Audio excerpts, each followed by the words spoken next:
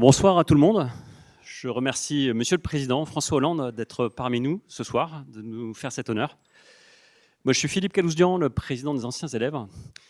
D'où vient cette initiative de faire ces conférences qu'on a appelées Décider?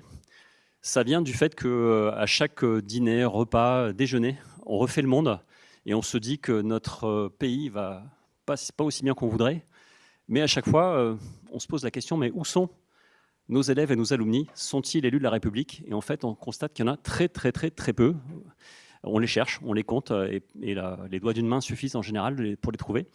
Et donc, on s'est posé la question de pourquoi on avait si peu de nos alumni dans le personnel politique élu. Je ne parle pas de l'administration.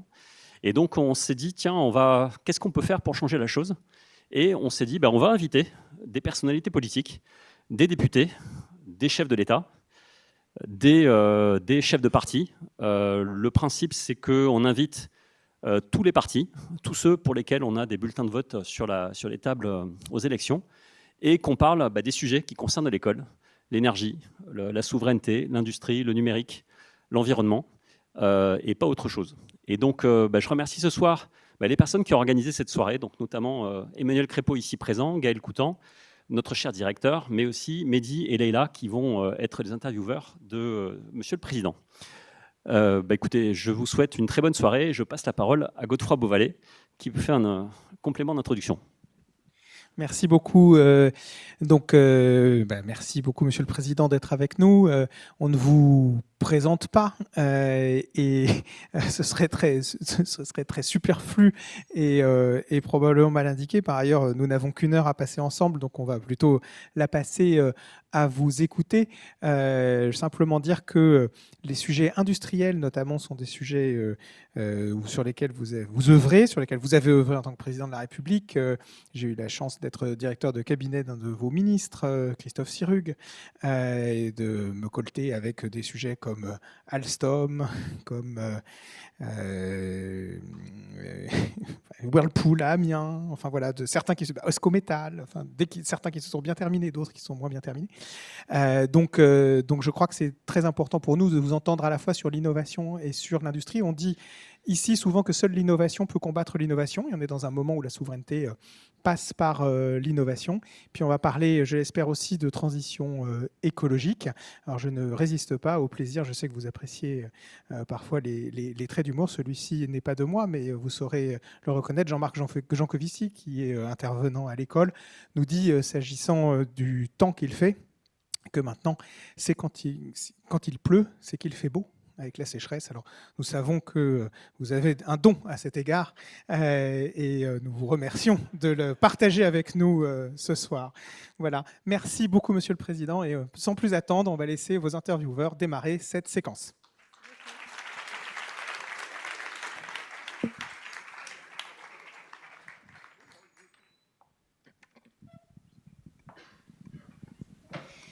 Merci beaucoup, messieurs, et merci à toutes et à tous d'être présents parmi nous ce soir à l'école. Je vais me présenter rapidement. Je m'appelle Leïla Azam, ancienne étudiante de l'École des Mines, diplômée en 2024, donc l'an dernier, et je travaille actuellement dans le secteur du conseil en stratégie et la transformation digitale. À mes côtés ce soir, j'ai le plaisir d'animer cette conférence décidée avec Mehdi Medmoun, ancien étudiant de l'École des Mines, diplômé en 2021. Il travaille aujourd'hui dans le secteur du transport, plus précisément dans l'évaluation des grands projets d'infrastructure.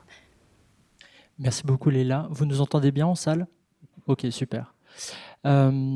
Juste quelques petites règles. On va s'efforcer de poser des questions plutôt courtes et du coup, pour pouvoir avoir suffisamment de temps avec la salle en fin de discussion, on vous demandera aussi de tenir les réponses les plus concises possibles, Monsieur le Président. Mais on sait compter sur votre concision. Alors, une première question qui nous est venue au moment de préparer cette réunion, c'était, on entend souvent parler dans le discours médiatique de la France est en crise. En crise du chômage, crise de désindustrialisation depuis les années 70, crise économique de 2008, et puis les effets qui se sont répercutés dans la décennie qui a suivi, crise sanitaire avec le reste de la planète en 2020, et depuis peu, crise politique, voire institutionnelle. Alors nous, aux mines, les crises qu'on connaît globalement de notre parcours de géologue ou apprenti géologue, c'est la crise du Crétacé tertiaire. Donc je me suis permis de chercher une définition de crise, et je suis tombé sur la citation d'Antonio Gramsci, qui au début du XXe siècle écrivait que la crise survient lorsque l'ancien meurt et que le nouveau ne peut pas naître. Alors, je ne sais pas ce que cette citation vous évoque, Monsieur le Président. Comment est-ce que vous analysez la situation aujourd'hui de notre pays à l'aune de cette citation?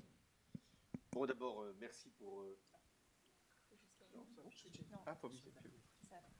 merci pour cette invitation. Je remercie aussi le directeur de m'accueillir dans un nouvel amphithéâtre qui a été construit, j'imagine, pour moi. Je suis heureux de pouvoir susciter des vocations. Je ne sais pas qui vous inviterai la prochaine fois, mais soyez vigilants quand même. Et puis ensuite, pour vous dire combien je regrette aussi qu'il n'y ait pas assez de représentants de ce qu'on appelle le monde des ingénieurs dans le monde politique. Je ne sais pas si ça réglerait les crises dont vous parlez, mais autant on en trouve beaucoup dans les cabinets ministériels, dans les ministères d'une manière générale, dans les grandes entreprises, autant on a assez peu dans la vie publique. Est-ce parce que c'est finalement assez ingrat d'être dans la vie publique et tellement épanouissant d'être dans la vie de l'entreprise? Est-ce parce qu'il n'y a pas forcément d'attrait pour ce que représente une démarche politique, alors même que les grands sujets que vous allez évoquer sont des thèmes éminemment politiques, que ce soit l'énergie, la transition, le climat, et puis l'industrie au sens de la création d'activités nouvelles et de reconversion des plus anciennes. Sur les crises, cette citation de Gramsci, on me la servait déjà quand j'étais étudiant. Parce que nous étions déjà en crise dans les années 70. C'était la crise de l'énergie qui arrivait. Première crise pétrolière, 1973. Deuxième crise pétrolière, 1979. Et la croissance, qui était sur un rythme de 6% depuis l'après-guerre, était tombée, vous vous rendez compte, c'était affreux, à 3%. Aujourd'hui, on les prendrait, les 3%, on en serait heureux, pour ceux qui, bien sûr, pensent que la croissance est vertueuse. Mais la crise, donc, elle fait partie de la vie personnelle, je ne sais pas, mais de la vie publique, oui, de la vie économique, sûrement. On pense même, pour ceux qui avaient des connaissances de l'économie, qu'il y avait des crises de court terme, de long terme.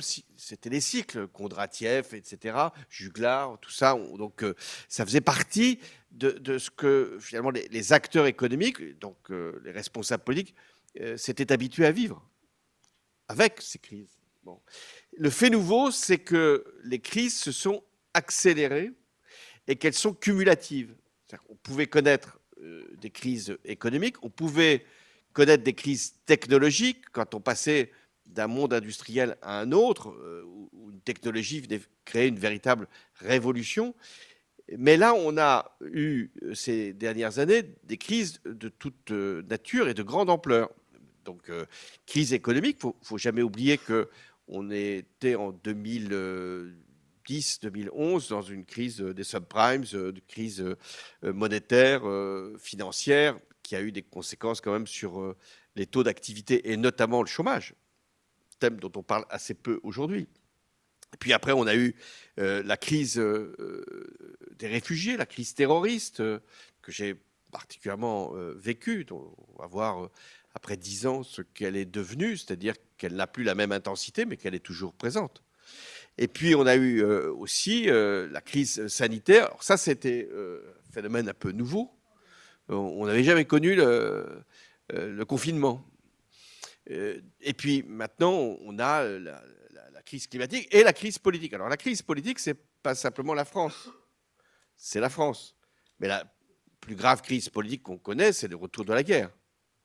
Parce qu'elle est là, elle pèse, elle inquiète et elle modifie les hiérarchies budgétaires. Aujourd'hui, le seul budget qui progresse, je ne sais pas s'il y aura un budget à la fin de l'année, mais enfin, le seul budget qui progresse, et de manière substantielle, 6 milliards d'euros, c'est pour la défense. Et puis, il y a Donald Trump, c'est une crise en lui-même, déjà, mais qui produit aussi des effets de chaîne. Hein, puisque protectionnisme, intrusion dans la vie des États, etc. plus la crise politique française avec l'instabilité, ce qui est un phénomène nouveau. On avait pu connaître des majorités différentes, la cohabitation, on a pu connaître des présidents qui pouvaient affronter des manifestations, des mouvements sociaux, mais jamais on n'avait connu une instabilité parlementaire. Alors c'est ça le monde dans lequel votre génération est entrée. C'est rassurant, c'est pour ça que je suis venu vous dire qu'il va falloir quand même que vous vous engagiez, parce que ce n'est pas si simple quand on est devant une accumulation de crises comme celle-là. Et donc de faire en sorte que vous puissiez régler des questions qui sont majeures, c'est-à-dire les questions industrielles et les questions économiques, dans une perspective politique. De ne pas séparer les crises les unes des autres. Elles sont toutes politiques, même la crise climatique est politique dans la mesure où elle n'est pas anticipée, traitée, régulée. Je m'arrête là pour ne pas être trop long. Merci, Monsieur le Président, pour tous ces éléments. Et en parlant de questions industrielles, parlons de la réindustrialisation de la France. Ça fait plusieurs années qu'on entend parler de la réindustrialisation de la France. Pourtant, aujourd'hui, dans les faits, on remarque qu'il y a plusieurs entreprises qui ferment leurs portes, des sociétés qui passent sous pavillon étranger. Aujourd'hui, malheureusement, je pense que l'industrie représente moins de 10% du PIB français, ce qui n'est même pas comparable aux années 80 où on avait un 20%, 15% en 2000. Donc, Monsieur le Président, selon vous, quelles sont les origines de ce qui ressemble aujourd'hui à un déclin industriel ? Oui, il y a la baisse tendancielle de la place de l'industrie dans la richesse produite. On était à peu près, il y a une vingtaine d'années, trentaine d'années, à 18. On est tombé à 12, voire 10, selon les critères que l'on prend pour mesurer la place de l'industrie, manufacturière en tout cas. Est-ce à dire qu'on ne produit plus? Non, il peut y avoir des services qui sont très liés à l'industrie. Et donc, il faudrait avoir un agrégat qui soit capable de prendre en compte tout ce qui est lié à l'industrie, qui produit et de l'innovation, et de la richesse, et de l'emploi. Mais il est vrai qu'il y a eu un désintérêt pour l'industrie ces 30 dernières années. Désintérêt qui peut s'expliquer à la fois parce que l'industrie, c'était le monde ouvrier, avec ce que ça pouvait représenter pour un certain nombre de forces politiques, à la fois positives. Le Parti communiste, notamment, était très attaché à ce monde ouvrier-là. D'autres étaient plus réticents. Et deuxième phénomène, la France est allée très loin dans la délocalisation d'activités. Ce n'est pas simplement la prise de contrôle par des entreprises étrangères ici. C'est qu'il y a eu un choix des grandes entreprises françaises de délocaliser et l'Union européenne l'élargissement a accentué ce processus. Et c'est vrai d'ailleurs pas simplement pour la France, pour l'Allemagne aussi. Et puis enfin, il y a eu l'idée que après les grandes nationalisations des années 80, il fallait laisser les entreprises faire ce qu'elles pensaient devoir faire. Et il n'y a pas eu l'attachement qu'on aurait pu penser nécessaire pour l'industrie. Alors, au début de mon mandat, j'avais commandé un rapport qui d'ailleurs vote encore pour aujourd'hui. C'est ça l'intérêt des rapports, hein, c'est qu'ils sont immortels. Et donc, c'était le rapport gallois, qui est toujours un industriel, et qui déjà montrait qu'il nous fallait traiter en particulier l'industrie par des mesures qui soient à la fois sur la recherche, sur la formation, et aussi sur le coût du travail, mais pas le coût du travail non qualifié, le coût du travail qualifié. Alors, pour partie, ce rapport a été mis en œuvre, mais on en est encore loin. Et je pense qu'une politique industrielle, ce n'est pas simplement une politique qui soutient aux entreprises, d'aide aux entreprises, on en parle beaucoup des aides aux entreprises, c'est une politique qui va leur donner plus d'efficacité pour l'industrie innovante, pour la recherche et pour la formation et la qualification des salariés. Alors après, il y a aussi un problème d'orientation, c'est que les jeunes étudiants ne vont pas spontanément vers les métiers industriels. Et que les métiers industriels ne sont pas forcément rémunérés comme les métiers de la finance, qui reste notre ennemi commun. Donc, et donc, il y a un détournement des talents, il y a un détournement des élites vers ce qui peut être plus profitable ou plus estimable dans des formes de représentation sociale, alors que c'est quand même dans l'industrie qu'on innove sur les produits de demain. Ce qui est d'autant plus préjudiciable, c'est que la France a quand même, et vous en êtes la preuve, des écoles de très grande qualité, et avec un départ d'un certain nombre de jeunes comme vous vers l'étranger. Non pas qu'il faille empêcher ce mouvement, ça faisait partie précisément de ce que les écoles devaient faire pour ouvrir, pour mondialiser, sauf que le retour n'est pas toujours si simple. Vous avez parlé d'agrégation et on a parlé un peu de la question du PIB, la place de l'industrie dans le PIB. Et une question qui me vient en vous écoutant finalement, une autre citation, c'est Niels Bohr qui dit que ce qui ne se mesure pas n'existe pas. Et finalement, la mesure aujourd'hui de la performance d'un pays ou de ce qu'il produit, etc., c'est le PIB. On parle de points de PIB pour l'industrie, etc. Est-ce que cette mesure aujourd'hui, elle est dépassée pour vous ? Alors, il a été contesté depuis des années, en disant qu'est-ce qu'on mesure exactement? Est-ce qu'on mesure la création ou la destruction? On a essayé de chercher des autres indicateurs de bien-être, indicateurs de bonheur même, indicateurs de satisfaction. Oui, c'est vrai, mais la valeur ajoutée, ça reste quand même ce qui permet de savoir ce que l'on fabrique, ce qu'on produit, même si une administration a de la valeur ajoutée aussi. Mais l'industrie a plus de valeur ajoutée que des activités de service. C'est pour ça que je suis tout à fait d'accord pour qu'on ait plusieurs indicateurs, et autres que le PIB, mais il faut garder le PIB comme élément de comparaison au moins. Ce qui s'est produit aussi, c'est qu'on a délégué à d'autres puissances l'industrie. La Chine a été quand même, après l'Europe de l'Est, a été quand même le grand atelier. Alors pourquoi ? Parce qu'en France, on est, c'est encore vrai aujourd'hui, obsédé par la question des prix, par la question de l'inflation. On a été un pays de très forte inflation. Et donc, il y a eu l'idée que tout ce qui pouvait favoriser autant que possible la stabilité des prix, y compris par des importations de produits courants, était préférable à une élévation du niveau de fabrication et donc du niveau de prix. Ça, c'est un élément aussi qu'il faut avoir à l'esprit. Monsieur le Président, en fait, en parlant d'industrie, dans l'imaginaire collectif, on associe toujours l'industrie à des nuisances, soit le bruit, les odeurs, la pollution, les émissions des gaz à effet de serre. Et aujourd'hui, d'ailleurs, les plus grands émetteurs sont les entreprises industrielles. Parlons du chemin à parcourir pour décarboner et pour arriver à la transition écologique. Dans votre héritage a figuré la COP21. Pour rappeler à notre public, la COP21 avait pour but de limiter le réchauffement climatique en dessous de 2 degrés Celsius et idéalement à 1,5 degré Celsius. Or, aujourd'hui, selon l'ONU, on est quasi sûr qu'on va dépasser ce seuil dès 2029.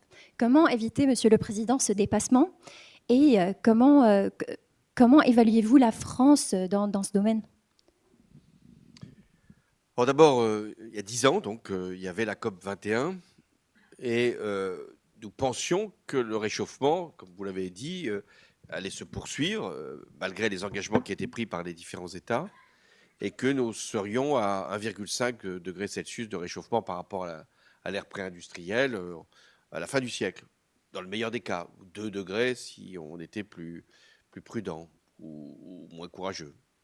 Et en réalité, on est déjà sur ces niveaux-là, disons 2035, 2050, bon, on est déjà là. Est-ce que ça veut dire qu'il n'y a pas eu d'efforts d'un certain nombre de pays ? Non, je pense qu'il y a eu des efforts. Mais on avait sous-estimé l'ampleur du réchauffement, même il y a 10 ans.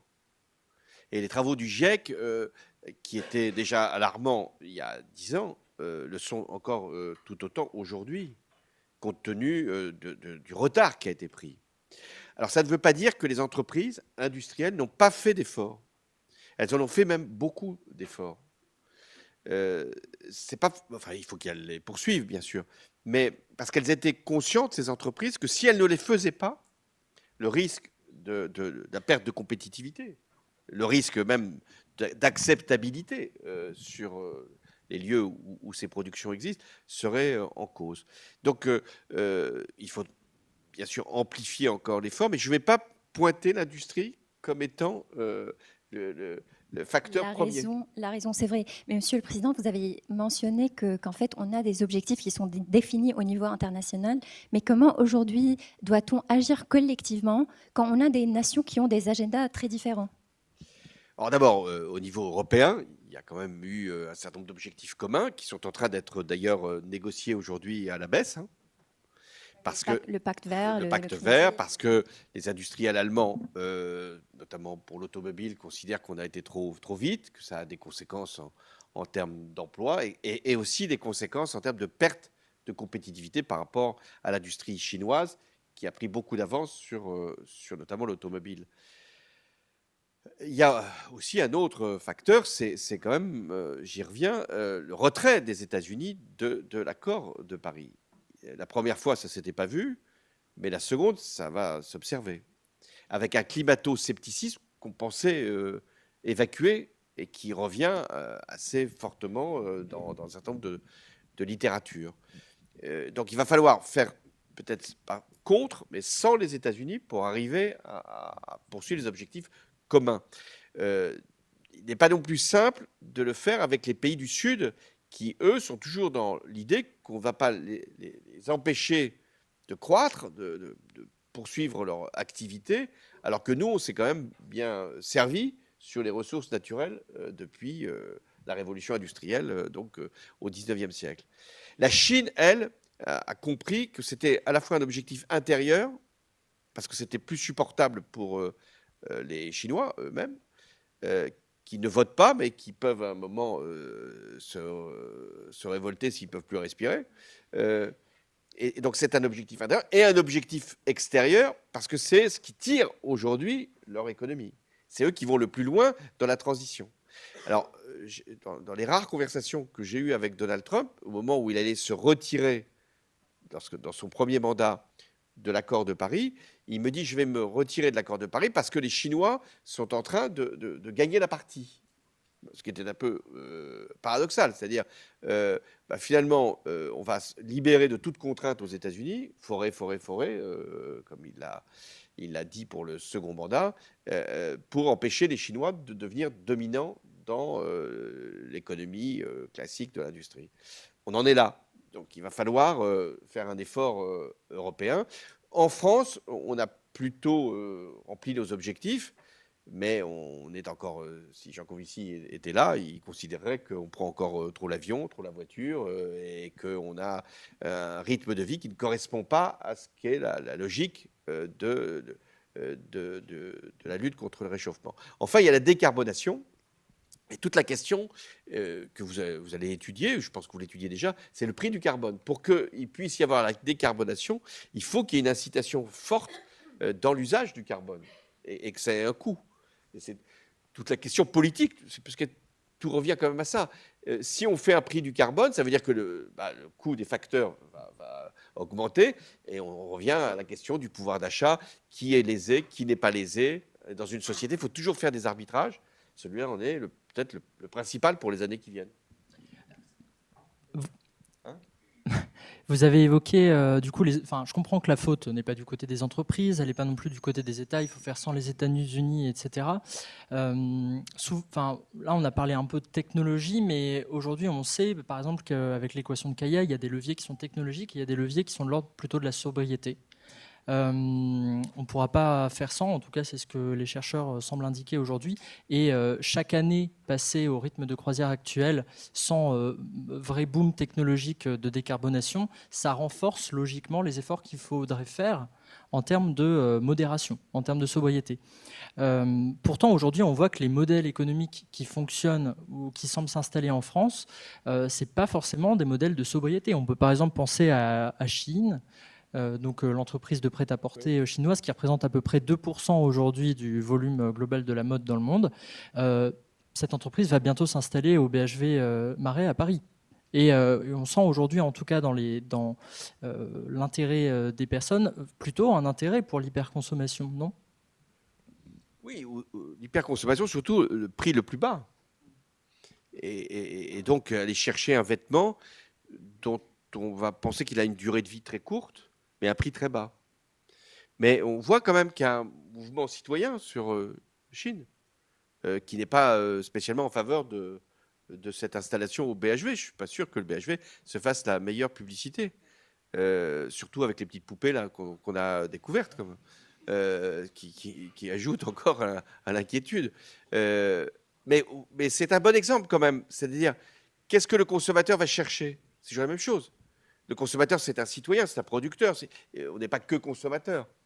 Donc il faut l'éduquer, le consommateur, le producteur et le citoyen.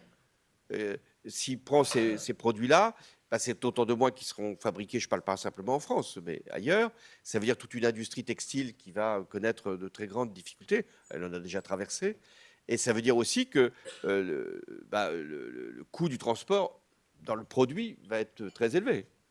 Peut-être d'ailleurs le coût du transport est majoritaire dans le coût complet.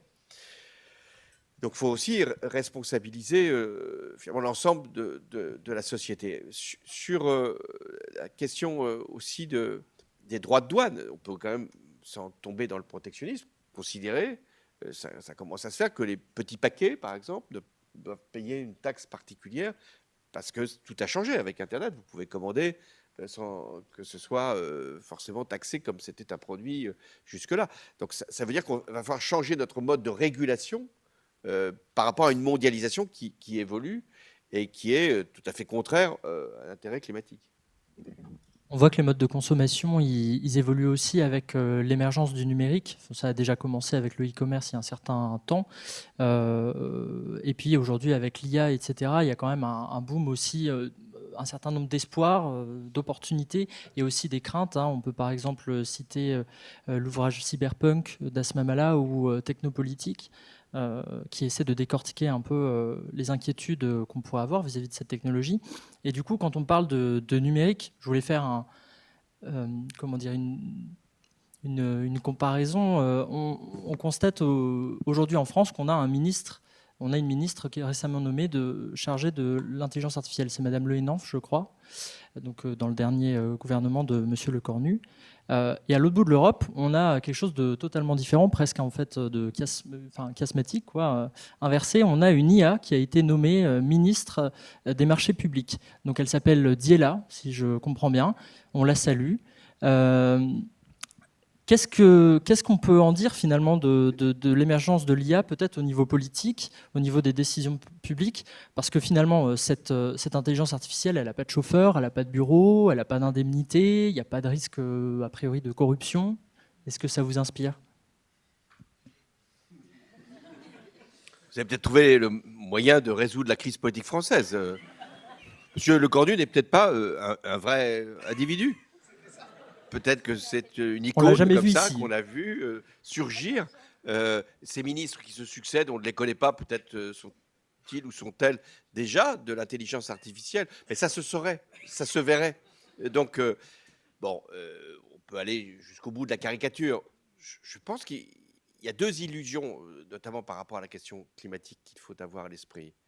Il y a l'illusion du tout technologique, c'est-à-dire de penser que la science, la recherche, aujourd'hui l'intelligence artificielle, va nous débarrasser de tout effort de sobriété en particulier, ou d'organisation sociale.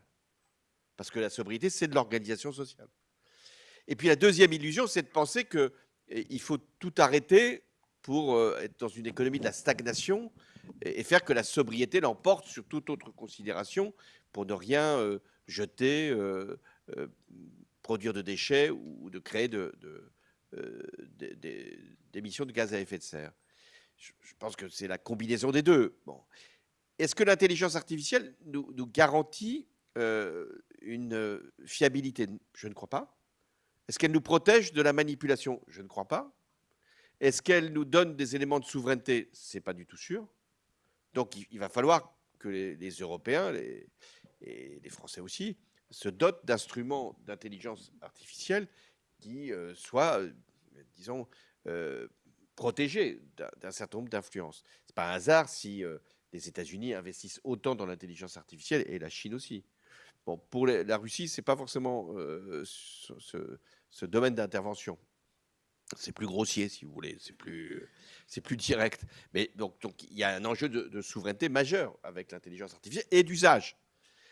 Ce qui suppose de changer aussi notre système éducatif. C'est plus possible de garder un système éducatif traditionnel, même s'il y a toujours les règles élémentaires, dès lors qu'il y a une intelligence artificielle qui surgit. Ça vaut aussi pour l'ensemble de vos formations.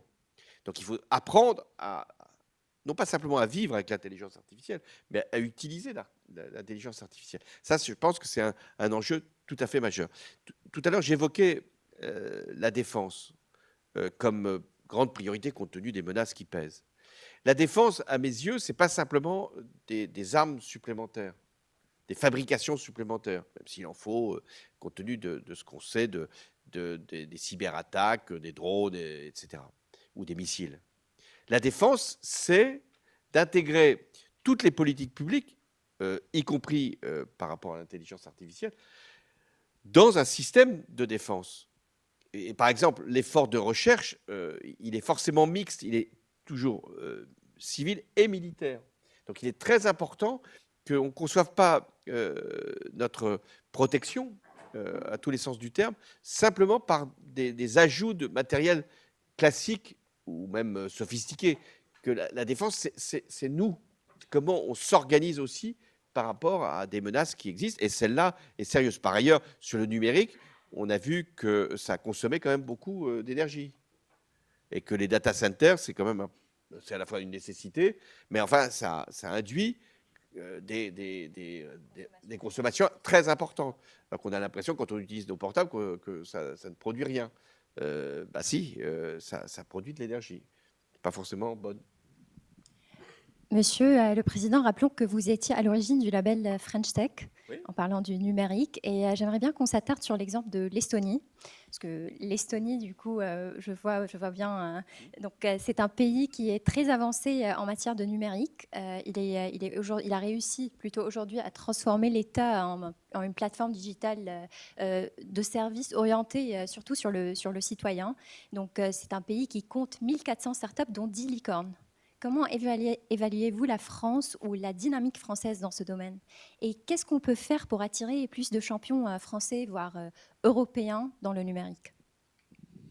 Bon, d'abord, la France, comme vous dites, ne part pas de rien. Il y a des années qu'on a lancé cette French Tech et qu'elle a produit quand même des licornes et même des entreprises de très grande taille. Parfois, on se les fait prendre, on se les fait acheter. C'est aussi un risque. Mais on n'a pas assez mis le numérique dans l'organisation du système étatique. Ou alors, ce n'est pas forcément ce que les citoyens ont vécu avec le plus de facilité. L'Estonie, c'est un pays qui a fait le choix, il y a peut-être 15 ans, de tout organiser par rapport à l'enjeu du numérique, avec une éducation, j'y reviens, parce que c'est bien beau de dire on va utiliser les plateformes, faciliter les démarches des citoyens, faire que les choses aillent plus vite, s'il n'y a pas d'éducation au numérique. Et en France, on a du retard. Durant mon quinquennat, on a créé des grandes écoles du numérique pour faire que partout, non pas une grande école en tant que telle, mais partout, le numérique puisse être diffusé, et notamment dans les milieux les plus populaires, pour que ça ne soit pas une nouvelle inégalité entre ceux qui disposent de cet atout et d'autres qui n'en disposent pas. C'est très frappant de voir que beaucoup de jeunes sont capables d'utiliser leur portable, mais pas capables d'envoyer un mail. Donc il y a une espèce de contradiction. C'est-à-dire qu'on a l'usage que l'on veut, mais on n'utilise pas pleinement. Je ne parle pas de vous, qui, bien sûr, avez des compétences beaucoup plus larges, mais beaucoup de gens de milieux modestes qui n'ont pas forcément cet usage. Alors, sur l'industrie elle-même du numérique, on a à avoir des alliances, et ce n'est pas si simple, parce que les Américains sont quand même très, très, très intrusifs, hein, et donc essayent de venir. Et ce que fait l'Europe, elle essaye de réguler quand même la place des acteurs étrangers. Et c'est pour ça que à la fois Donald Trump et Musk ont porté une attaque directe contre les règles européennes. Donc ça aussi, c'est un enjeu européen. Mais l'Estonie, c'est intéressant à observer parce qu'ils ont vraiment tout misé là-dessus. Alors ils ont eu raison parce qu'ils sont quand même à côté de la Russie, donc il valait mieux quand même avoir un système qui puisse être autonome et indépendant. avec les risques aussi d'attaque sur leur système. C'est vrai que l'Estonie aujourd'hui occupe la 2e place dans l'index du développement de cybergouvernance des Nations Unies en 2024 et c'est le Danemark qui a l'emporté et qui a pris la première. Donc voilà, ce sont 2 exemples qu'on peut bien sûr... C'est les pays où il fait froid, je ne sais pas pourquoi. On a besoin de refroidir les supraconducteurs nécessaires à l'informatique et à l'IA. C'est bien ça. Monsieur le Président, j'ai l'impression qu'on a abordé 3 thèmes qui sont d'intérêt de l'État. Et qui dit intérêt de l'État dit aussi l'investissement, la prise de décision publique, le soutien. Donc je vous propose de prendre un petit moment pour parler de la prise de décision publique et de la place des ingénieurs dedans. Donc à l'école des mines, on est en tant qu'ancien étudiant, en tant qu'enseignant-chercheur, on est particulièrement sensible aux questions liées à l'énergie. Et une décision marquante de votre quinquennat était la fermeture de la centrale nucléaire Fessenheim. Comment pourriez-vous, Monsieur le Président, nous expliquer l'anatomie, si j'ose dire, d'une telle décision? En d'autres termes, comment expliquer ou comment peut-on prendre la décision de fermer une centrale nucléaire? Quelles sont les considérations, outre les considérations logiques rationnelles, qu'on a prises en compte? L'anatomie n'est pas forcément le mot qui convient, la chirurgie, pour en l'occurrence. Dans la période qui était celle qui précédait l'élection présidentielle de 2012, il y a eu Fukushima. Bon. La France est le pays, reste le pays où la place du nucléaire est la plus importante. Donc il y avait, à l'occasion de cette épreuve, même si elle concernait un pays lointain, il y avait une contestation très forte de la place du nucléaire. Bon, chez les écolos, c'était assez classique. Il n'y a que Jean Covici qui, à l'époque, déjà défendait l'industrie nucléaire puisque n'émettant pas de CO2. Mais c'était exceptionnel. Madame Merkel avait décidé de sortir du nucléaire. Les Italiens, les Belges avaient décidé de sortir du nucléaire. Et dans mon propre parti, qui n'est jamais simple, enfin, il était gros à l'époque, donc ça allait. Dans mon propre parti, il y avait, puisqu'il y avait une primaire qui avait été organisée, la plupart des autres candidats étaient pour réduire très substantiellement la place du nucléaire. Et donc moi, j'ai fait un choix qui a été de prendre, disons, une mesure symbolique, de dire, on va fermer, c'était d'ailleurs irrationnel, hein, la symbolique peut être irrationnelle, on va fermer la plus ancienne centrale nucléaire française. C'était Fessenheim. Elle avait été lancée dans les années 70. Elle était parfois en panne, mais enfin, ce n'était pas forcément la raison. Pour sauver toutes les autres centrales. C'est ça mon idée. Il fallait donner un totem, peut-être, mais faire qu'on puisse dire on va progressivement transformer le nucléaire, c'est-à-dire qu'il va y avoir de nouvelles centrales qui vont se substituer à la présente. Et dans cette période-là, il y avait une centrale nouvelle qui devait être créée, qui a été finalement ouverte, hein, bien des années plus tard, puisque c'est un chantier qui a duré 20 ans, et qui devait remplacer Fessenheim en produisant encore davantage, Flamanville produisait davantage qu'une centrale classique. Mais la centrale de Fessenheim n'a fermé qu'après mon départ. Je ne récuse pas ma responsabilité, hein, mais parce que c'est long de fermer une centrale. Non pas simplement parce qu'il faut reconvertir. Bon, ça, c'était douloureux humainement. Enfin, c'était dans le cadre d'EDF, il n'y a pas de perte d'emploi. Mais c'était douloureux pour Fessenheim. Fessenheim, c'est à côté de l'Allemagne. Hein. Madame Merkel était très contente qu'on ferme Fessenheim, parce que comme elle avait fermé toutes ses centrales, celle-là l'inquiétait.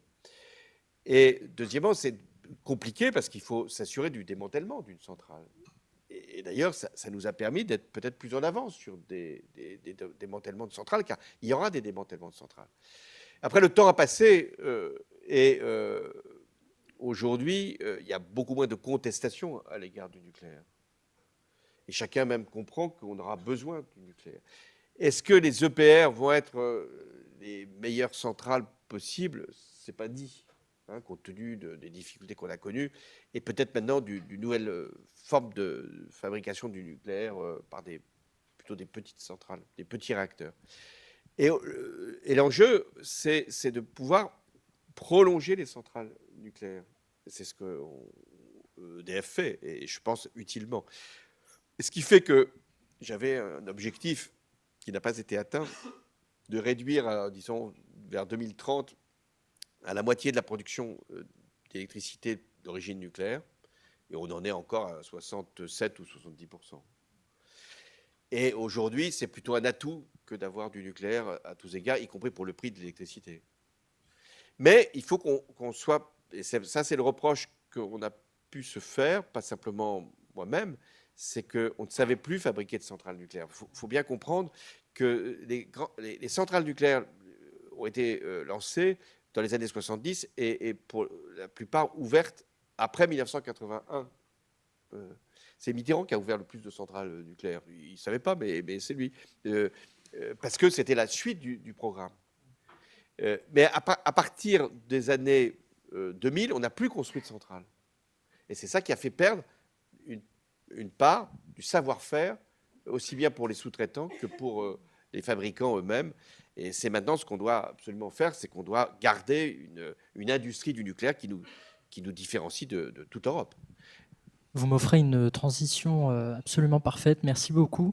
En fait, on sent dans votre discours que voilà, pour des industries extrêmement technologiques et même d'intérêt stratégique, on va dire, pour l'État, on a besoin d'une constance. On a besoin de persévérance pour construire une filière de la taille du nucléaire et du niveau de technologie. Il a fallu des dizaines d'années, en fait. Et aujourd'hui, on constate, vous l'avez mentionné dans votre propos liminaire sur la question de la crise, qu'on a une instabilité, vous en conviendrez avec moi, assez prononcée au niveau de la politique française, mais aussi européenne, voire mondiale.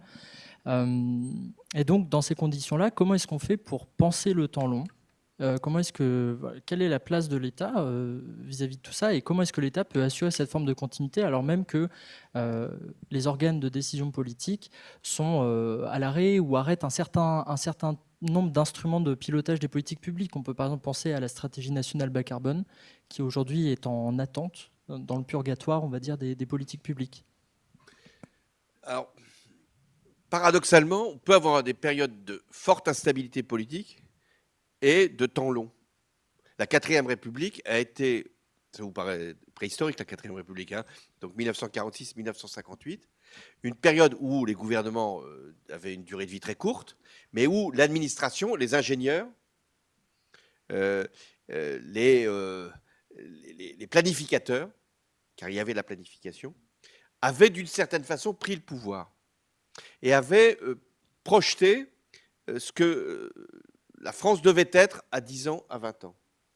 Le général de Gaulle a poursuivi cette logique, mais avec des contestations qui étaient plus fortes compte tenu du fait que la politique avait repris ses droits. Et donc, ce n'est pas l'instabilité politique qui est un problème, même s'il faudra la régler quand même, et pas se tromper. Mais c'est le fait qu'on n'arrive pas en France suffisamment à faire du consensus. Le consensus, ça veut dire, bon, on n'est pas d'accord sur beaucoup de choses, mais il y a au moins 3-4 grands sujets sur lesquels on doit assumer le fait que d'alternance en alternance, ça va continuer. L'énergie fait à l'évidence partie de ces sujets-là. La défense fait aussi partie de ce consensus. Je dirais les grands sujets d'innovation et de recherche également. Or, à défaut de consensus, on voit bien que, et ça, ce n'est pas la stabilité d'aujourd'hui, c'est que les alternances successives remettent en cause ce que les précédents ont pu décider. Et donc, on n'a plus cette vision longue. Et moi, je pense qu'une des explications de la crise politique, ce n'est pas simplement la stabilité, c'est la crise de confiance dans la politique. C'est la crise de conscience même de l'enjeu de la politique. Et la montée des extrêmes, d'une manière générale, c'est que les citoyens ne voient plus le sens de l'action publique, ne voient plus ce qui va être à 10 ans, à 20 ans, l'avenir d'eux-mêmes ou de leurs enfants. Et de se dire, ce qui est l'action politique, ce n'est pas simplement de répondre aux urgences, c'est de dire qu'est-ce que je veux faire de la France, ou de l'Europe, si on est en capacité de le décider, au moins de la France, dans 10 ans, sur la question de l'éducation, sur la question de l'énergie, sur la question de la décarbonation, sur les grandes questions majeures. Et c'est pour ça qu'on a besoin d'instruments. Alors, on ne peut pas dire la planification comme autrefois, ça n'a pas de sens. Mais on a besoin d'instances où il n'y a pas que les politiques. Il y a les partenaires sociaux, il y a les acteurs culturels, parce qu'on a aussi besoin d'espèces de consensus qui soit plus large que la politique et que les partenaires entreprises ou syndicats. On a besoin aussi des universités pour dire qu'est-ce qu'on veut faire pour dans 10 ans. Et c'est là que la démocratie, c'est pas simplement en France, est en crise. C'est que les régimes autoritaires, eux, font ce travail. C'est plus facile quand vous êtes au pouvoir pour toujours. Hein, Xi Jinping, il ne se pose pas la question de savoir s'il va faire un nouveau mandat. Il élimine tous les concurrents et puis il continue jusqu'à l'éternité. Puisqu'avec Poutine, ils réfléchissent à savoir s'il n'y a pas des produits qui peuvent leur donner, à défaut d'éternité, au moins une existence plus longue. Mais nous, la démocratie, on sait que dans quelques mois, là, il va y avoir une élection présidentielle, puis après, il y aura une autre élection. Donc on est dans un système assez précaire. En ce sens, c'est vrai, est-ce qu'on a eu raison de faire le quinquennat alors qu'on avait le septennat? Mais enfin, bon, ça c'est une question qui est derrière nous. Mais on a besoin de cette profondeur. Et vous aussi, pour être étudiant, c'est pas simplement d'avoir un diplôme à la fin de l'année, c'est de se dire qu'est-ce que va être l'activité, le pays dans 5 ans, dans 10 ans, pour que je puisse m'inscrire dans cette perspective. Donc c'est ça qu'il faut essayer de construire dans la démocratie aujourd'hui, qui est quand même assez malade, de retrouver des éléments de cohésion, d'unité, qu'on est capable de trouver quand on parlait de la crise terroriste. Moi, j'ai vu comment un pays pouvait se mettre en bon ordre, en bloc, mais qu'on perd assez rapidement. Alors, c'est pas facile de trouver du consensus, surtout avec des gens qui pensent vraiment pas comme vous. Mais il faut s'y essayer. Monsieur le Président, avant de finir cette séance et passer aux questions du public, j'aimerais bien revenir à un sujet que vous avez mentionné au début de notre séance, et c'était plutôt le fait qu'on a malheureusement peu de responsables politiques aujourd'hui qui ont une formation d'ingénieur de base. Selon vous, Monsieur le Président, malgré qu'on a aujourd'hui Monsieur Jean-Pierre Farandou, qui a été ancien étudiant de l'École des Mines, qui a été récemment nommé ministre du Travail et des Solidarités, c'est une fierté de l'école, mais en même temps, comment pourriez-vous nous expliquer, Monsieur le Président, ce nombre qui est petit de responsables politiques? Est-ce que selon vous, ce sont les ingénieurs qui ont peur de la politique ou les politiciens qui ont peur de l'ingénierie? Non, les politiques n'ont pas peur des ingénieurs. Je veux vous rassurer. On a besoin, et pour vous donner ma propre expérience, il y a des sujets sur lesquels le politique doit admettre qu'il ne sait pas, qu'il veut comprendre, mais qu'il n'a pas besoin d'être un ingénieur. Il veut être entouré d'ingénieurs sur les sujets tels qu'on vient de les évoquer, le climat, la défense, les grandes infrastructures, la décarbonation. Il a besoin d'avoir des avis autorisés, et c'est compliqué. Donc, le politique cherche plutôt à avoir des ingénieurs. Sauf que les ingénieurs vont plutôt dans le secteur privé. Quand il y avait des grandes entreprises publiques, il y avait encore un lien. Farandou est le type même de ça. Il ne vient pas d'une entreprise privée, il vient quand même de la SNCF. Donc, quand il y avait des grandes entreprises publiques, il y avait une espèce de fluidité où certains grands dirigeants d'entreprises publiques pouvaient faire de la politique. C'est arrivé. Bon. Là, le secteur privé fait que assez rapidement, on s'éloigne du champ politique. Souvent, on parlait des cabinets ministériels, ce sont des ingénieurs jeunes qui viennent, ingénieurs des mines, souvent, ingénieurs des ponts, et ils viennent, ils font un passage dans un cabinet, ils apprennent des choses, puis après, ils vont être absorbés par la vie économique. Et alors, pourquoi les ingénieurs ne font pas plus de politique? C'est peut-être parce que longtemps, l'administratif a pris le pas sur la science, disons, dure. Les énarques ont été quand même longtemps au premier plan, au détriment des ingénieurs. On avait besoin, c'est intéressant de voir, c'était quand on pensait que la science économique était une science. Vous voyez? Donc on avait besoin de gens compétents dans ce domaine, ce qu'on appelait les technocrates, d'une certaine façon. Hein. Bon, on s'est aperçu que ce n'est pas forcément ce qui donne les meilleurs résultats, mais il y avait ce besoin-là. L'État devait se construire à partir d'une science administrative, d'une science politique. Bon. Et ça s'est fait un peu au détriment des ingénieurs.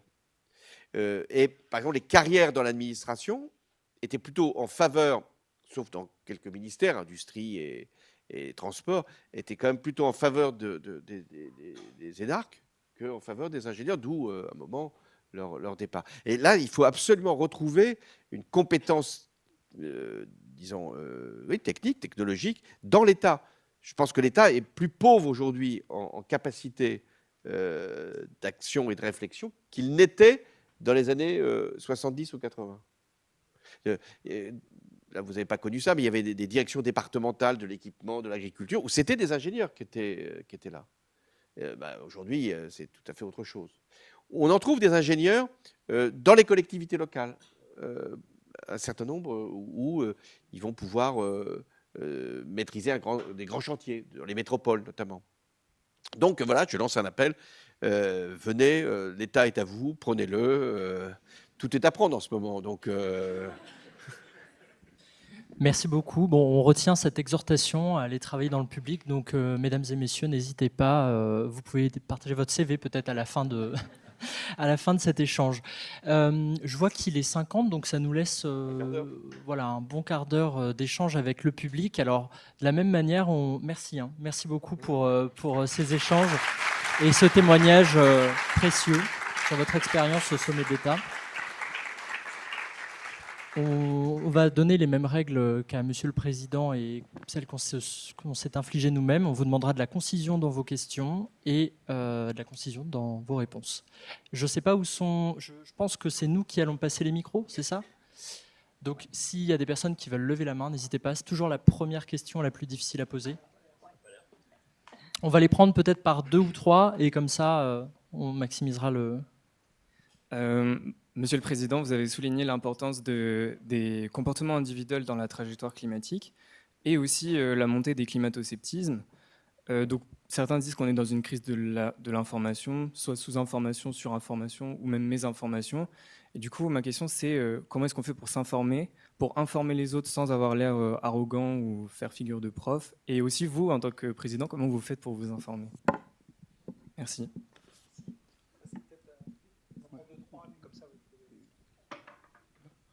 Monsieur le Président, merci de votre présence. Vous l'avez rappelé, et je vais reprendre les mots du général Burkhard sur ce point. La France fait face à de plus en plus de compétiteurs. Lorsque Michel Debré a proposé au général de Gaulle de venir au suffrage universel direct autour du programme de dissuasion nucléaire, l'idée c'était de laisser les Français choisir qui avait le bouton nucléaire. Les élections présidentielles approchent. À quel point vous pensez que la politique extérieure de la France doit et aura une importance lors du choix des Français en 2027? Oui, du coup, ma question, c'était parce que vous avez parlé de décision publique et de parfois comment les égos peuvent affecter, comment les partis peuvent affecter une décision publique qui était prévue pour être optimale d'un certain point de vue à l'époque. Comment là, les égos personnels de ministres peuvent jouer dans une décision et comment ça peut contraindre ou impacter l'action publique, d'après vous? Bon, je vais faire bref pour qu'il y ait une autre série. Comment s'informer, c'est le grand sujet qui nous est à tous posé. Jusque-là, on s'informait par la télévision. Ça peut paraître étrange, mais c'était quand même ça, il y a 10 ou 15 ans, le mode de relation que l'on avait avec l'information. Vous pouvez la critiquer, mais elle nous venait par ce canal-là. Aujourd'hui, et par la presse écrite, aujourd'hui, ces deux canaux ont perdu une grande part de leur prééminence. Et donc, c'est sur les réseaux que ça se joue. Ce qui fait que dans le rapport qu'un politique ou qu'un ingénieur peut avoir avec un citoyen, le niveau est celui de l'équivalence. Avant, vous étiez ingénieur, vous disiez, je sais quelque chose sur comment l'énergie se fabrique sans CO2 ou tout autre sujet. Aujourd'hui, le citoyen va vous dire qu'il sait à votre place. parce qu'il l'a vu, il l'a perçu sur un réseau. Et le politique qui venait porter sa parole dans sa circonscription, s'il était député ou s'il était maire, et qui venait dire qu'est-ce qui se passe à Paris. Là, aujourd'hui, il aurait du mal d'ailleurs à dire qu'est-ce qui se passe à Paris, mais bon, il venait dans la circonscription et le citoyen l'écoutait. Aujourd'hui, le citoyen sait mieux que l'élu ce qui se passe. Il l'a vu, il a même vu plus de choses que l'élu ou le décideur. Donc c'est une très grande difficulté. Alors, on pourrait dire que ce n'est pas si grave si les informations ne sont pas tronquées, ne sont pas manipulées, ne sont pas détournées. Or, c'est le cas. Donc ça suppose, si on veut réagir, ça suppose un investissement dans l'éducation énorme, puisque c'est par l'éducation qu'on va pouvoir savoir ce qui est vrai, ce qui ne l'est pas. Vous avez vécu la crise sanitaire, vous avez vu quand même ce qui s'est produit à cette occasion-là. Donc les doutes qui se sont installés, même par rapport à la science, y compris de gens dont on pouvait penser qu'ils étaient des soi-disant experts. Et quand vous avez, comme aux États-Unis, un président qui lui-même est climato-sceptique et qui dénonce tout ce qui ne lui correspond pas, c'est aussi un autre problème. Donc c'est pour ça que je pense que la démocratie n'a jamais été aussi vulnérable qu'aujourd'hui. Avant, vous pouvez dire qu'elle est vulnérable parce qu'il y a des forces de l'argent qui peuvent contrôler la presse, etc., ou des forces politiques qui peuvent contrôler les audiovisuels. Là, on est devant quelque chose de beaucoup plus difficile à cerner et avec des manipulations qui peuvent venir de l'extérieur. Donc c'est pour ça que je pense que la question du savoir, de la compréhension est la question majeure pour la démocratie. Si on n'y répond pas, on aura des tentations populistes de plus en plus fortes, puisque le populisme a une facilité à simplifier et à réduire le niveau d'information. Sur la question qui est très importante sur quels sont les critères pour les Français au moment de l'élection présidentielle, bon, longtemps, ça a été quand même des critères intérieurs, politique économique, chômage, inflation, sécurité, immigration, qui restent encore très présentes. Et assez peu la politique extérieure. Je me souviens du débat que j'avais fait avec Nicolas Sarkozy, qui va durer 2 heures. La politique extérieure était venue juste à la fin. Bon, et on se disait, bon, de toute façon, le match est joué, on fait les prolongations, quoi. Ça n'a pas beaucoup de sens. Alors que c'est quand même ce que va faire le président, ce que j'ai fait, ce qu'avait fait Nicolas Sarkozy avant et Macron depuis, c'est quand même pour beaucoup la politique extérieure de la France, ou la politique européenne. Et là, plus que jamais. Donc, si j'ai un conseil à donner à des futurs candidats, c'est qu'il faut mettre les sujets de politique extérieure, de politique de défense, je mets le climat dans les politiques extérieures au premier rang. Et avec la question du nucléaire militaire. Parce que vous choisissez un président ou une présidente, c'est la personne qui va déclencher le feu. Pas forcément le feu nucléaire, mais le feu. Moi-même, j'ai été amené à envoyer des soldats combattre au Mali, des avions bombarder la Syrie. Ce n'était pas du tout ce que j'avais imaginé. Enfin, j'avais prévu quand j'ai été élu. Mais c'est ce que l'épreuve peut nous conduire à faire, ou à lutter contre le terrorisme. Donc, il faut bien réfléchir à la question, effectivement, majeure. Le président est chef des armées et dispose de la force de dissuasion. Donc, j'espère que ces questions de politique extérieure, qui sont des questions de politique intérieure. Parce que si vous êtes plutôt ami avec Poutine, ça a quand même des conséquences aussi à l'intérieur. Ou ami de Trump. Bon. Ami des Chinois, on n'en a pas beaucoup. Fut un temps, il y en avait, mais là, ça a disparu. Mais bon, donc ça compte quand même. Ou qu'est-ce qu'on veut faire de l'Europe, même si l'Europe aujourd'hui est très difficile à diriger, compte tenu, là aussi, d'un changement d'orientation politique de l'Europe. Sur les égos et la décision. Oui, d'abord, c'est compliqué les institutions parce qu'un président a un Premier ministre. Alors, il faut vivre avec le Premier ministre. Parce que le président, il a été élu et il choisit un homme, une femme qui va être finalement la personne qui va exécuter la politique. Et il peut y avoir là aussi des concurrences ou en tout cas des incompréhensions. Après, il y a des ministres. qui pensent chaque fois que c'est eux qui font la politique de leur domaine. Donc il faut leur apprendre à vivre collectivement, et ce n'est pas tout à fait évident. Et comme il y a l'élection présidentielle tous les 5 ans, certains se disent, bon, peut-être que je peux m'infiltrer et prendre un peu de soleil, un peu de lumière. C'est pour ça qu'il ne faut jamais quitter un gouvernement. Dites-le à Rotaillot, c'est toujours une erreur, car vous êtes mieux au gouvernement que dans l'opposition ou dans la marginalité. Parce qu'il y a une exposition grâce au gouvernement. Vous semblez parler d'expérience. J'ai jamais été ministre, moi, donc j'ai réussi à passer sans cette étape. Mais oui, moi j'ai vécu les égos aussi, bien sûr. Et précisément parce qu'on est dans une société médiatique où les égos vont être plus flattés que d'autres. Mais ça, peut-être, c'est ce qu'on devrait apprendre. Je pense qu'ici, vous avez ces acquisitions de connaissances. Gérer des collectifs, gérer les personnes. Moi, je pense que c'est ça le plus important. Gérer soi-même aussi, mais gérer les personnes. Les ressources humaines, c'est le plus important. Et quand on rate ça, on rate la prise de décision, on perd du temps, on a des malentendus. Et ça doit s'apprendre. On pense que c'est un peu la vie en commun. Non, ça s'apprend.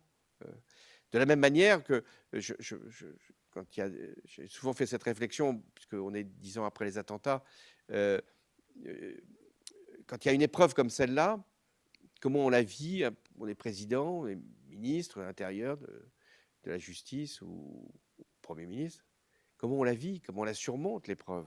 Alors si on dit je vais consulter un psychologue, voire un psychiatre, ça ne rassure pas énormément. Mais ce n'est pas tout à fait non plus sans intérêt de vivre avec des gens qui vous accompagnent, qui vous regardent et qui vous conseillent. Ce n'est pas des conseillers en communication dont on a besoin. C'est des conseillers en manière de vivre ensemble.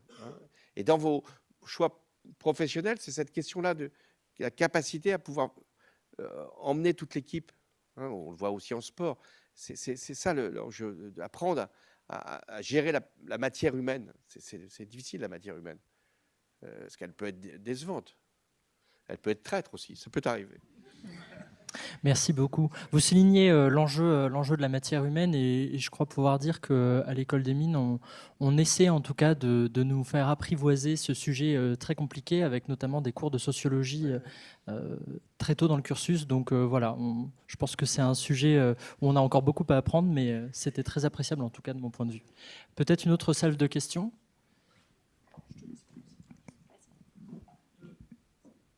3, allez.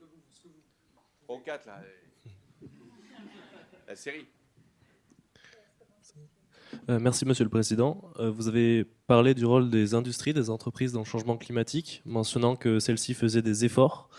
Ne pensez-vous pas que l'État devrait prendre des mesures plus strictes en mesure de changement climatique ?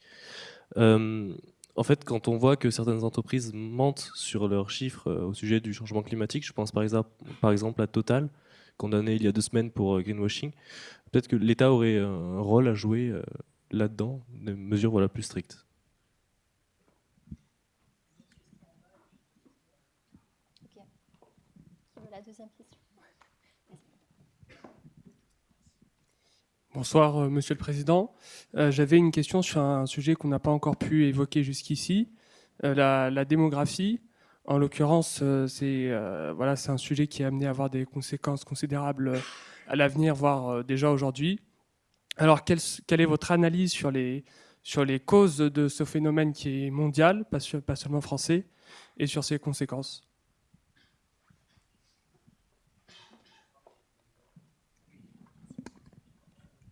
Bonsoir Monsieur le Président, merci beaucoup pour l'heure écoulée et toutes les informations que vous avez apportées. Est-ce que c'est la montée des extrêmes, la crise profonde de la démocratie française ou d'autres raisons plus personnelles qui vous ont poussé, après quelques années à l'écart de la vie politique française, à y revenir en 2024 ?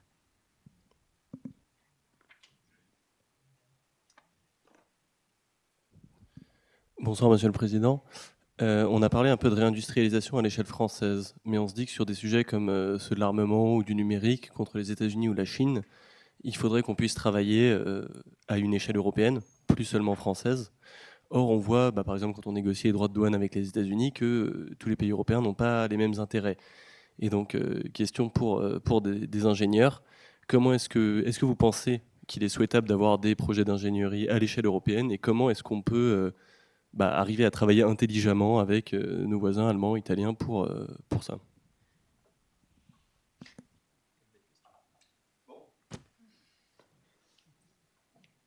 Est-ce que l'État doit être davantage vigile par rapport aux informations qui sont données par les entreprises? Oui, sûrement, même si le rapport de force n'est pas aussi simple, hein. Aujourd'hui, des grandes entreprises comme Total ont des capacités plus grandes que l'État. Mais en l'occurrence, l'État peut être ce lieu où les informations, précisément, sont fiables. On a bien créé des autorités de marché, des autorités de concurrence. Il faut avoir des autorités climatiques, il y en a hein, quand même, qui permettent de dire ce qui est fait, ce qui n'est pas fait, ce qui est publié, puisque beaucoup d'entreprises utilisent la question environnementale pour des facteurs de promotion et aussi de recrutement hein, de jeunes ingénieurs. Donc je suis d'accord hein, sur cette idée que l'État doit être un garant, y compris pour lui-même, c'est-à-dire de dire ce qu'il fait, mais il ne le dit pas suffisamment, de ce qu'il fait dans ses propres instances, dans ses propres administrations pour aboutir à des résultats. Ce que les collectivités locales font davantage que l'État. Sur la démographie, je pense que c'est un phénomène effectivement mondial qui est venu plus tard en France. Longtemps, jusqu'à ces 5 dernières années, on avait le taux de renouvellement de la population et avec ce que ça pouvait garantir pour le financement des retraites, mais pas simplement pour le financement des retraites, ce que ça pouvait garantir pour avoir une population active qui continue d'augmenter, et puis aussi des jeunes qui continuent de se former. Quelle est l'explication? Est-ce que c'est parce qu'il n'y a pas une politique familiale qui est suffisamment développée? Je ne crois pas. Ça ne veut pas dire qu'on ne peut pas l'améliorer, mais elle est assez coûteuse en France, et à juste raison, hein. À la fois en prestations et en facilité de garde, même s'il y a toujours mieux à faire. Ce n'est pas la raison principale. Est-ce que c'est parce qu'il y a des logements qui sont plus difficiles pour les jeunes couples d'accéder à ces lieux? Oui, il y a une corrélation, à mon avis, évidente, mais ce n'est pas l'explication. L'explication, elle est plus grave ou elle est plus rassurante, ça dépend de quel côté on se place, c'est qu'on veut assurer à ces enfants un bien-être, un progrès, et on pense que de ne pas en avoir trop est une façon de leur donner une forme de réussite supplémentaire. Il y a aussi eu le fait qu'en France, en particulier, les familles d'origine étrangère faisaient plus d'enfants que les familles françaises. Mais ce phénomène est en train de disparaître parce que les familles d'origine étrangère font à peu près les mêmes taux de natalité que les familles françaises. Donc, qu'est-ce qui l'explique? C'est ce phénomène d'individualisation qui est beaucoup plus fort et de perte de valeurs collectives. Faire des enfants, c'est à la fois faire un pari sur l'avenir. Je mets des enfants au monde parce qu'ils auront un monde qui sera plus stable, plus harmonieux, plus juste. Bon, on peut se poser la question. Et c'est aussi un choix de dire il faut que mes enfants puissent avoir les meilleures conditions possibles d'épanouissement et avec une famille qui est beaucoup plus éclatée, avec des séparations qui altèrent aussi le renouvellement des générations. Alors comment faire? Parce qu'il faut continuer à avoir une politique familiale au sens d'une politique nataliste, je ne sais pas, mais une politique qui dit que c'est important de faire des enfants parce qu'on a un projet collectif. C'est toujours la même chose. Si on a un projet collectif, on peut comme le mot l'indique, se projeter pour dire oui, il y a un avenir possible pour mes enfants. Donc, si on reste sur des démographies aussi déclinantes, ça aura plusieurs conséquences. Première conséquence, bon, pour les régimes de retraite, à l'évidence. Deuxième conséquence, c'est que l'innovation sera moins forte. Et l'immigration sera plus élevée. Or, on sait bien que l'immigration est un problème politique que certains utilisent à dessein. Donc c'est assez paradoxal. C'est-à-dire qu'on ne veut pas faire forcément plus d'enfants parce qu'on est individuellement concerné, et on ne veut pas forcément qu'il y ait plus d'immigrés. Bah oui, mais il faut équilibrer quand même.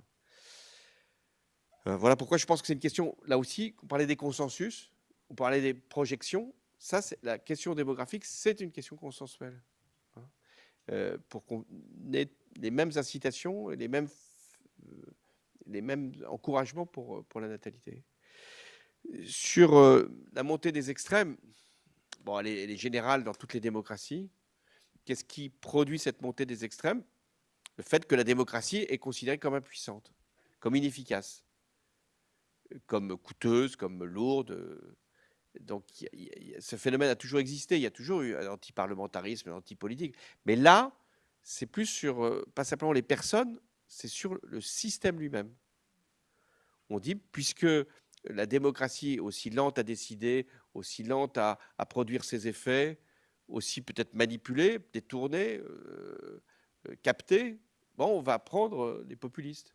Et le système d'information ajoute encore à cette formidable capacité qu'ont les populistes. Je pense que le plus précurseur, j'y reviens, a été Donald Trump. C'est lui qui avait imaginé qu'avec des tweets, avec des réseaux sociaux, avec des téléréalités, il arriverait à simplifier le discours.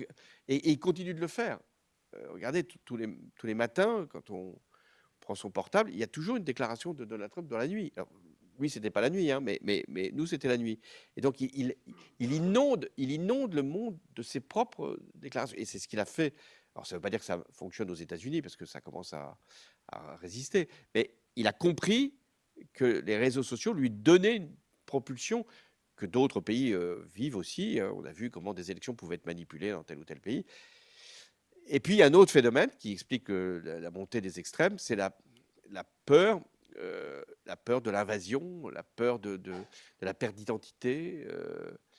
C'est généralement dans les régions et les territoires où il y a le moins d'immigrés qu'on vote le plus Rassemblement national. C'est pas dans les métropoles qu'on vote Rassemblement national. Et alors pourquoi? C'est pas parce que les gens sont devenus racistes, puisque c'est qu'ils se demandent comment la société va évoluer, qu'est-ce qui se passe. C'est pour eux un changement d'époque qui les inquiète. Donc c'est pour ça que le populisme mais il trouve aussi dans la jeunesse. C'est assez nouveau. Avant, on pensait que c'était les vieux qui étaient réactionnaires. Non, on peut trouver des jeunes, il y a peut-être dans cette salle d'ailleurs, qui pensent que on est en train de perdre les atouts de la civilisation, que ça va être des sociétés différentes, et que ça va générer des comportements qui vont nous heurter. Bon, donc, on a envie d'ordre. Alors, ce qui est vrai, et pour ça, comment on peut dépasser le populisme, c'est qu'il faut offrir non pas un ordre brutal, mais une autorité légitime qui vous conduit, et qui doit être une autorité démocratique, qui vous conduit vers des choix qui peuvent être, j'ose pas dire raisonnables, parce que c'est précisément ce que les populistes ne veulent pas entendre, mais harmonieux, comment on vit ensemble. Alors après, il y a la dernière question. Il faut absolument qu'on mène des politiques avec d'autres pays que le nôtre pour répondre à toutes les questions que vous avez posées sur l'énergie, sur la défense, sur l'industrie, sur les droits de douane. Mais le problème, c'est qu'on n'est pas tout seul. C'est ça que j'ai toujours dit aux Français, c'est que ça serait formidable si l'Europe, il n'y avait que des Français.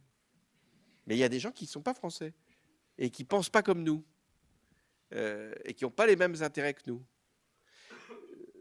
Le pays avec lequel on est sans doute le plus lié, le plus complémentaire, c'est l'Allemagne.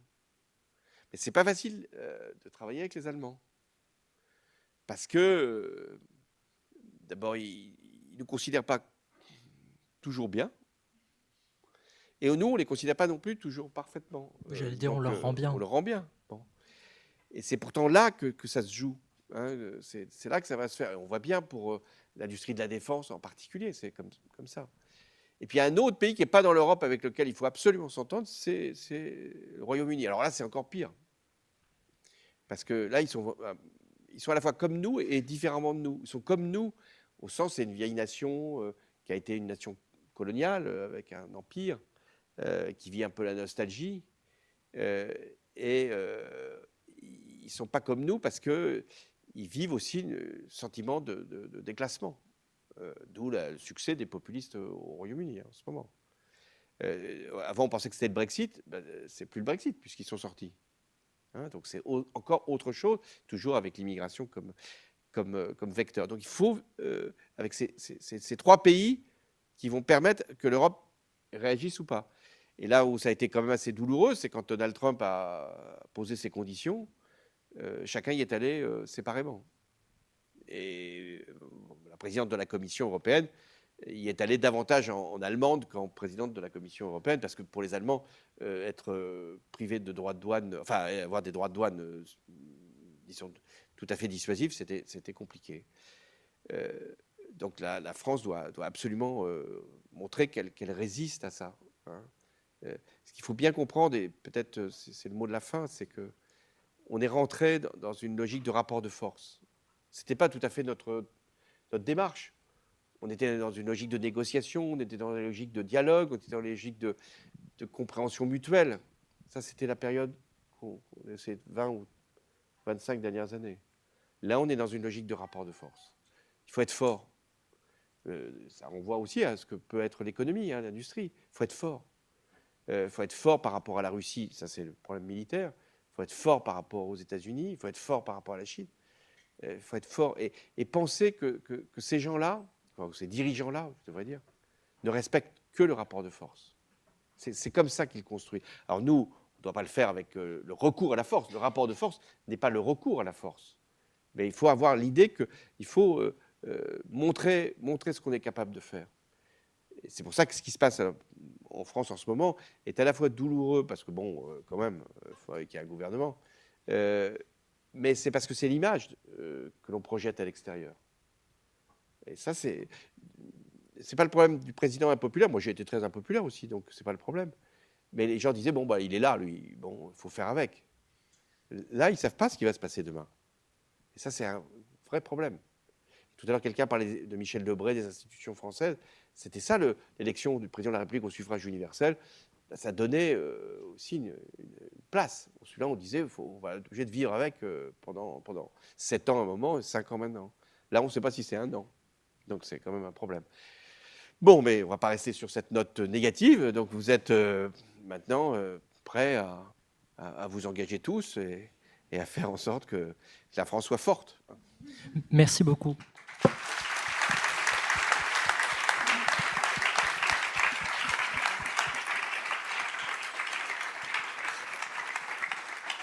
Merci beaucoup, Monsieur le Président, pour cette fin et pour cet échange qui était très riche en informations. Je laisse la parole à Monsieur Ledy. Merci, Monsieur le Président, pour cette cavalcade à travers l'actualité et un ensemble de thématiques. Je crois qu'on a apprécié tous, au-delà du fond, le tour de force aussi, de mobiliser en 1 heure autant de thématiques. Je veux dire trois choses très rapidement pour rebondir sur ce que vous avez indiqué. Vous avez indiqué qu'il y a eu un moment d'essor des sciences politiques, des technocrates, de la science économique. Je note que malgré tout, on parle de plus en plus, et depuis longtemps, d'ingénierie des politiques publiques. Donc il me semble que ça témoigne qu'il y a un rôle pour les ingénieurs dans les politiques publiques. Et je voudrais en profiter pour signaler qu'il y a quand même dans l'école plus de 28 personnes par an qui commencent par le service public, par l'administration. Ce sont les ingénieurs du corps des mines et puis les contractuels, puisqu'il y en a de plus en plus, les ingénieurs civils qui commencent à l'intérieur de l'État. Donc du côté de l'administration, il y a des ingénieurs, et puis vous l'avez souligné, quand ça devient vraiment compliqué, je crois que le portefeuille de M. Farandou n'est pas simple, on se souvient que peut-être les ingénieurs peuvent même faire de la politique. La deuxième chose que vous avez dite, c'est que, et je crois qu'on l'a bien démontré ce soir, Parmi les rôles des universités, des écoles, de l'Université Paris Sciences et Lettres, parce qu'elle est au cœur de Paris, et nous sommes une composante de l'Université Paris Sciences et Lettres, il y a le fait d'être un lieu de débat entre les ingénieurs, les scientifiques, les décideurs publics, d'être un creuset de débat. Et au-delà de former des gens, au-delà de contribuer à la production de connaissances, c'est ce que nous nous efforçons de faire. C'est une des raisons pour lesquelles c'est très important pour nous de rester en prise avec la vie de la cité. Je remercie Mines Paris Alumni de le permettre à travers tout cela. Alors, c'est vrai que ce serait encore plus simple si on avait les moyens de nos ambitions. Je ne résiste pas au moment de vous dire qu'il y a un peu un paradoxe dans la situation dans laquelle on est, mais parce qu'on est une école publique et qu'on est tributaire des contraintes budgétaires aujourd'hui. C'est vrai que alors que l'ingénierie n'a jamais été aussi importante et que tout le monde le dit et que vous l'avez redit ce soir, eh bien, la subvention pour charge de service public de cette école a été diminuée de 7% en un an. Donc, ça fait des moments où ça rend les choses plus compliquées, bien sûr. Alors, nous sommes évidemment tributaires de tout le reste, mais probablement que l'ingénierie, de ce point de vue-là, n'est pas mieux traitée que d'autres. Et puis enfin, je veux rebondir sur ce que vous avez dit sur les aspects d'accompagnement. Je crois que vous avez eu des mots qui sont rares et forts sur le fait de se faire accompagner, y compris quand on est à la place du décideur en dernier ressort, que vous avez été sur des sujets très strictement tragiques. Et je crois que ça nous rappelle que un des mots à la mode en ce moment, c'est l'audace. Le courage, c'est l'audace plus la vulnérabilité. Et de reconnaître la vulnérabilité à côté de l'audace, parce que sinon, l'audace seule, elle conduit à faire toutes sortes de bêtises, et que c'est parce qu'on se laisse une place à la vulnérabilité qu'on est capable d'être véritablement courageux. C'est ce que nous enseignons aux étudiants ici. Je crois que vous nous l'avez rappelé de très belle manière ce soir. Donc merci beaucoup de ce témoignage et merci pour tous vos propos aujourd'hui.